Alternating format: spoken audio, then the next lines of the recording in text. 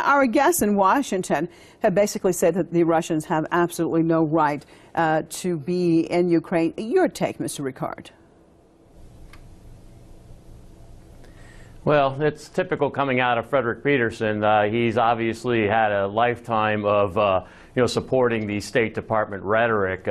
No doubt there were some referendums in the early 90s that did cause a major change in the Ukraine.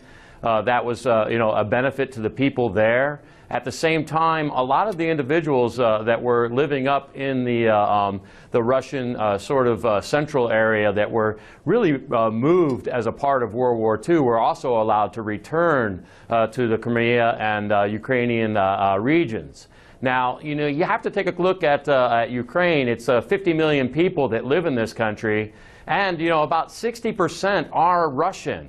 And outside of that, there's probably only about maybe 12 to 20 or 15% that are in the Crimean Tatar range. So this is a small minority of the individuals in the Ukraine that did actually have some protests, some small protests in Kiev that were very violent. These protests were extremely violent. There was, lots of Molotov cocktails, a lot of activity going on that was, being supported by the outside, by the West. The West has invested over $5 billion in the U.S. government alone, alongside of, what Victoria Nuland was talking about and got caught, talking online with the ambassador from the Ukraine. The U.S. has been orchestrating this overthrow in the Ukraine for quite some time.